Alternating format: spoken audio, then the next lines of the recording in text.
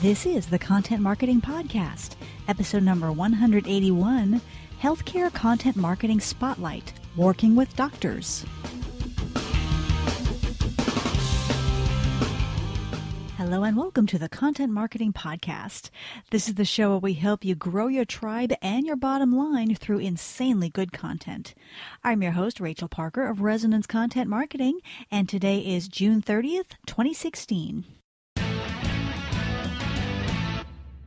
Hello, or as we say in Texas, howdy, and thank you for joining us for today's episode of the Content Marketing Podcast. Just a reminder, this podcast is available on iTunes and Stitcher and SoundCloud, and now also on Google Play Music. So if you like what you hear, please feel free to click over and subscribe so you can get every single episode delivered directly to your happy little ears. I also want to invite you to subscribe to our weekly tip emails. Every Friday, we send out a quick content marketing tip, plus links to our weekly video and the weekly blog post, as well as to the podcast. To subscribe, just go to resonancetips.com. Okay, an update on the book. It is coming. I promise you it is coming. My goal was to get everything set up for pre-orders on July 1st, which is tomorrow, but it looks like that will be moving to possibly sometime next week. So I am hoping, fingers crossed, toes crossed, eyes crossed, everything's crossed. By the time the next episode rolls around, I will have all the moving parts in place and be able to give you a URL where you can place your pre-orders. Also, on a completely different topic, I hopped on over to my podcast analytics a few days ago, and I made a very interesting discovery. I discovered that more than half of our listeners are outside the United States, which is just ridiculously cool. That is awesome.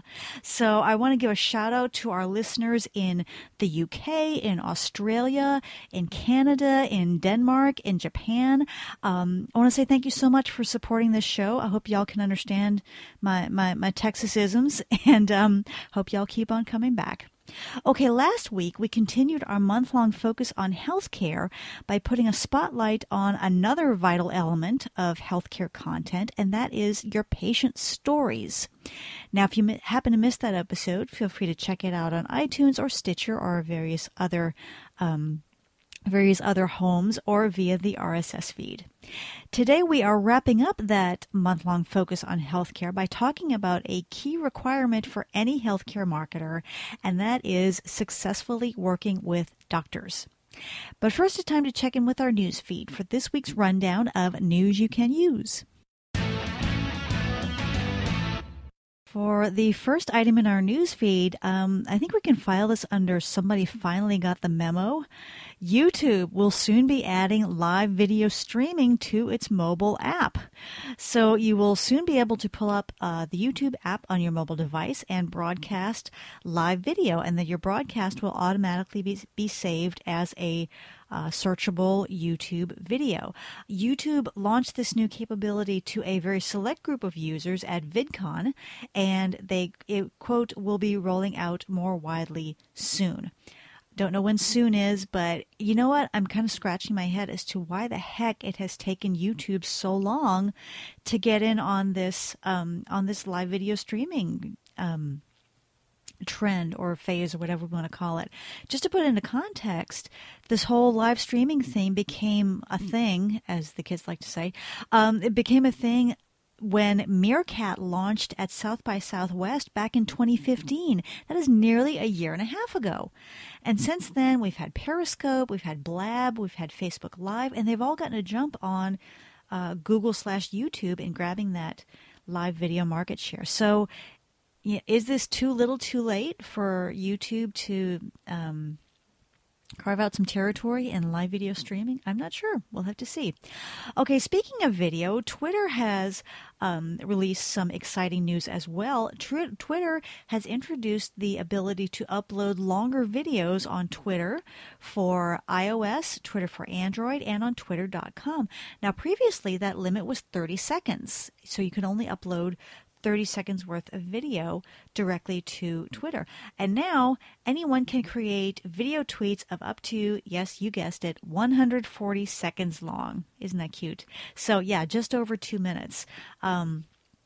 which is really cool for me because my video tips are right in that time frame, so I can now upload those directly to Twitter. Twitter is also reportedly testing the same capability on Vine with a small group of Vine creators. Now, I don't know about Vine.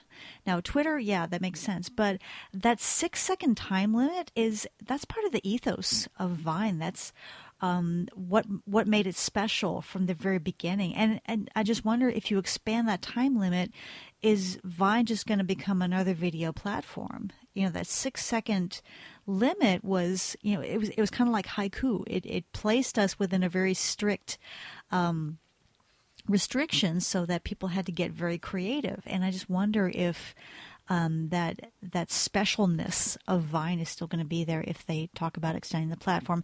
Twitter has not called me to consult on this issue, so just IMHO, as we like to say. Okay, I've got a puppy melee going on behind me, so pay them no mind. Our content hit of the week is a post called 11 Methods That Will Make Your Content Marketing Campaign Go Viral. This is by Neil Patel over on the Quick Sprout blog. Now, I know what you're thinking. My longtime listeners are saying, "Wait, hang on, Rachel. We all know how you feel about the V word."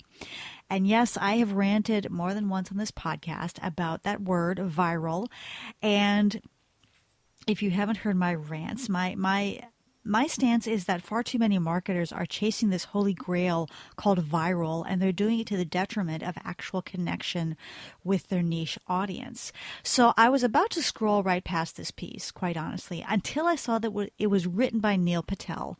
And I trust Neil Patel to deliver quality content. I know he's not just going to get on a post and start blowing a lot of hype.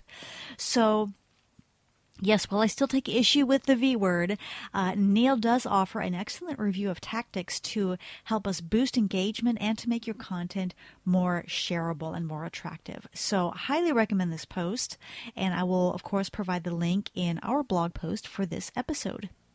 Okay, that's it for this week's update. If you stumble across something you think might be of interest to your fellow content marketers, please do tweet it to me at ResonanceCont, Resonance Content with the ENT lopped off, so that we can share.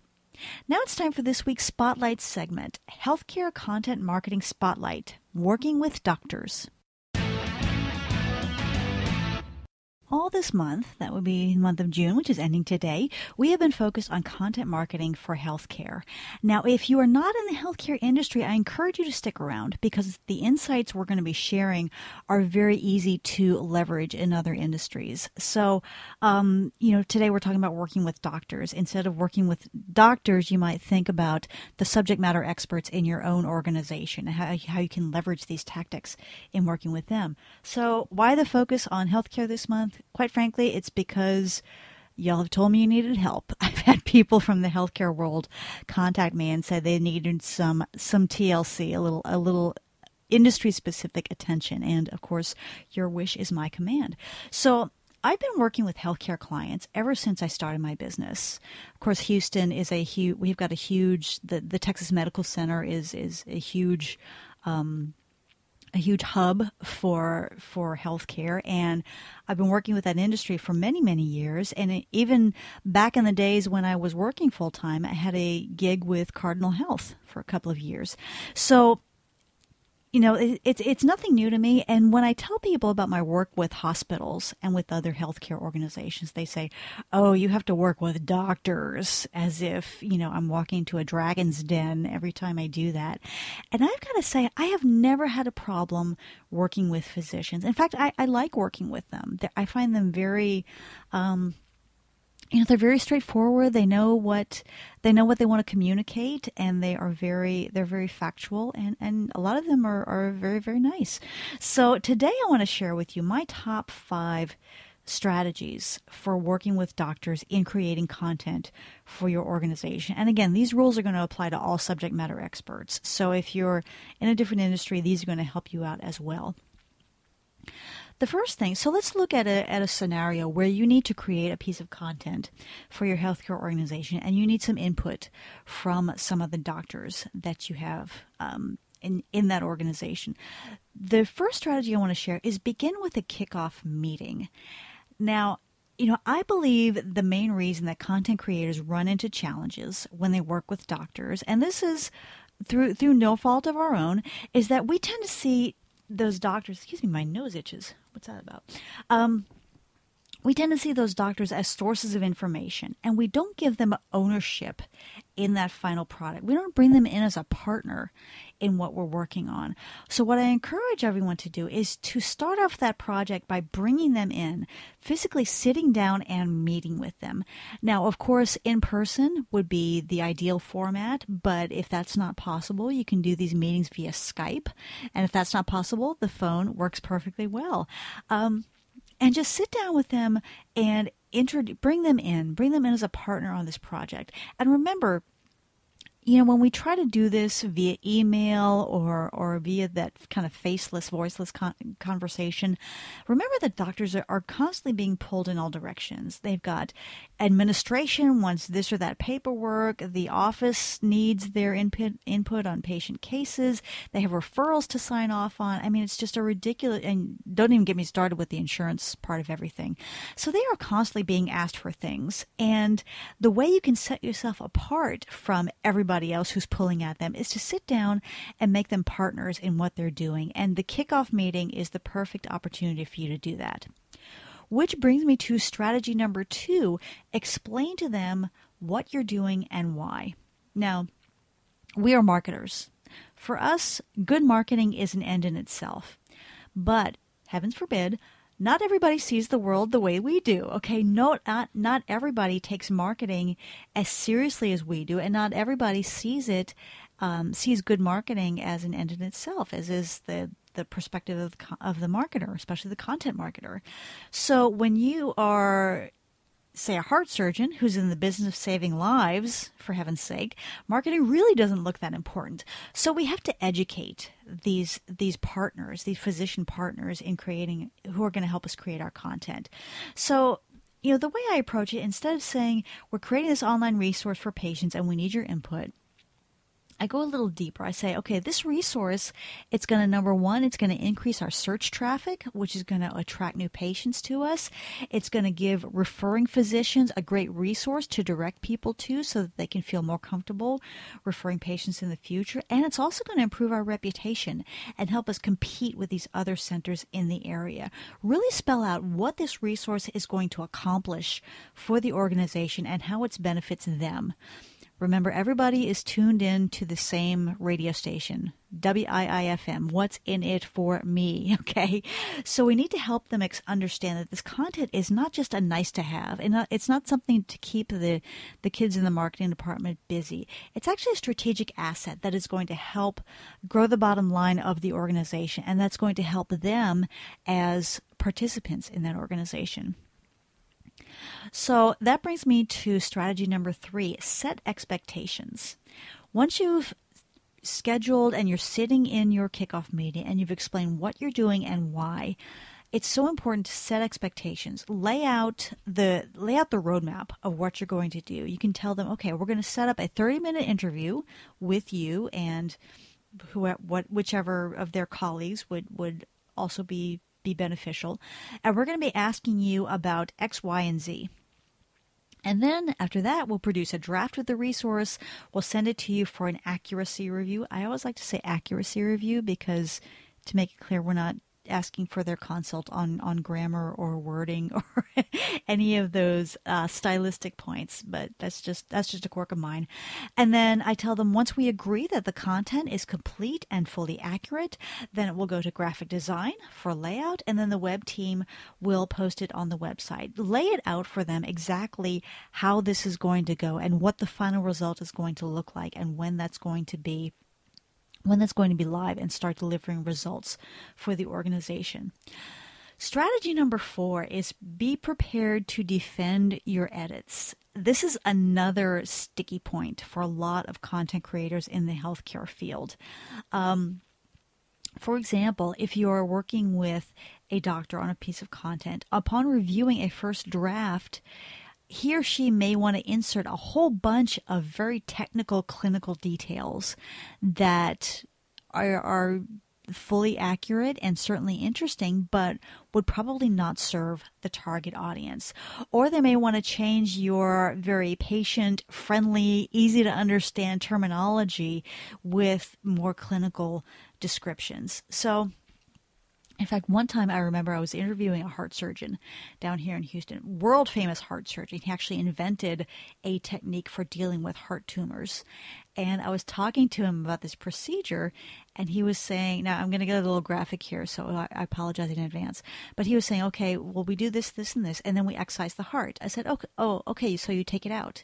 He said, no, we excise it. I said, so you take it out? He said, no, we excise it. I said, okay, well, tell me what it means to excise. And he says, okay, well, we take our scalpels and we sever, make a cut here and there, and then we lift the heart out of the chest cavity. I said, okay, so would you agree with me that you take it out? And he said, okay, fine, we take it out. And it was kind of funny, that exchange between us, and we laughed about it. But so, I say, instead of just butting heads and saying, no, this can't go in there, it has to be this way, or even worse, ignoring their edits, which I've made the mistake of doing occasionally early on in my career, explain why it needs to be this way. So we might explain that when it comes to online content, people have very short attention spans. So if we serve up a lot of technical, clinical details, that may turn them off, and that will send them clicking away to another site. Or we might explain that when we use this simple, easy to understand terminology, that lets patients know that we care about them, that we want to communicate in their language, and that can put them at ease about trusting us with their healthcare. So, not every project is going to involve knockdown, drag-out fights or confrontations about every single edit, but just keep that in mind and be prepared to defend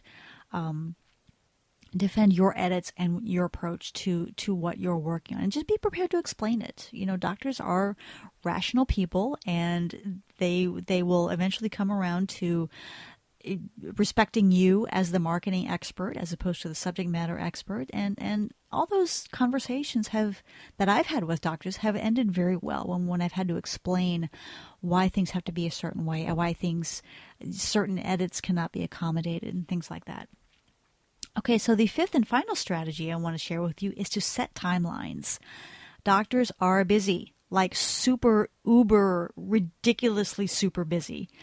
So anytime you need something for them to review or need to set an appointment, set a time frame and let them know. For example, if you're sending them some content for review, I would say, please have your feedback to me by next Friday, July 1st. Or whenever you need to have those edits in your hand. In fact, you might even, if it needs to be finalized on July 5th, you might ask for their feedback by July 3rd to give you a little breathing space and give you time to review their edits and stay on schedule. And I would say if the day before that deadline arrives, it might be worth a phone call to give them a reminder. Just leave them a message on their voicemail or at their office, because again, super busy. And then if that deadline comes and goes, here's a trick that I use. This is another reason to build in a little buffer area. I might send an email that says something like this. Look, I know you're busy, and we really value your input on this project. According to our timeline, we have absolutely got to have this finalized and sent to layout by, give them a date. If we don't hear from you by then, we will assume you have no edits and move forward with what we have. Okay, so that's my break glass in case of emergency tactic. That is you only get one shot at that, so make sure that you use it wisely and only after you've exhausted all other venues. But what I like about that is that it sets consequences for inaction in a nice way, and it gives the reasons why. It says, okay, we are part of a workflow, and if anything, if any glitches arise in any area of that workflow, it throws the whole thing off. And again, they're rational people; they will understand. So those are my top 5 strategies for working with doctors on your healthcare content marketing. Of course, if you have any questions or want to add to the conversation, I would love to hear from you. And the best way to reach me is through the website, resonancecontent.com. Now it's time for our content marketing tip of the week. Earlier in the podcast, I mentioned a blog post by Neil Patel where he shared some strategies on making your content more share worthy and more engaging and more attractive. And one of the strategies that he shared I really like, because I think we all need the reminder. And that is, one of the first things we need to do when we sit down to create content is to determine the goal. To say, what is the goal of this blog post, of this podcast, of this video? And this is a step that many of us skip, and Lord knows I have been guilty of skipping it. And, we have our topic and we just go. But what we need to do at the very beginning, before we write a single word, is to ask, what do I want this content to accomplish for my brand, for my company? Decide how you will use this content to grow your business. And besides, the goal is not to place a check mark next to published blog post for the week. What is the goal? Do you want to improve your thought leadership? Do you want to drive leads? Do you want to drive signups for your next webinar? What is the goal of this content? And by approaching the goal at the outset, you're going to accomplish two things. Number one, it's going to make your content tighter and more efficiently communicate your message, so that, it's going to make you less likely to ramble if you have a goal in mind. And it's also going to make your content more strategic. It's going to make it a more powerful asset in helping you achieve your overall marketing goals. So the next time you sit down to write some content, keep in mind that question, what is the goal? Okay, campers, that's it for me today. I hope you've enjoyed this episode of the Content Marketing Podcast. If you like what you've heard today, please feel free to subscribe on iTunes or Stitcher or Google Play Music or via our RSS feed. And if you really like what you've heard, please leave us a quick review on iTunes. I would so appreciate it. And I want to say thank you to everyone who has left us some very kind reviews thus far. Also, remember to sign up for our Tip of the Week emails at resonancetips.com. As always, I'd like to leave you with a quote, and today's comes from Maya Angelou. She once said, quote, "I've learned that people will forget what you said, people will forget what you did, but people will never forget how you made them feel," unquote. Again, this is Rachel Parker with Resonance Content Marketing. Thank you again for listening, and we will see you again next week. Take care.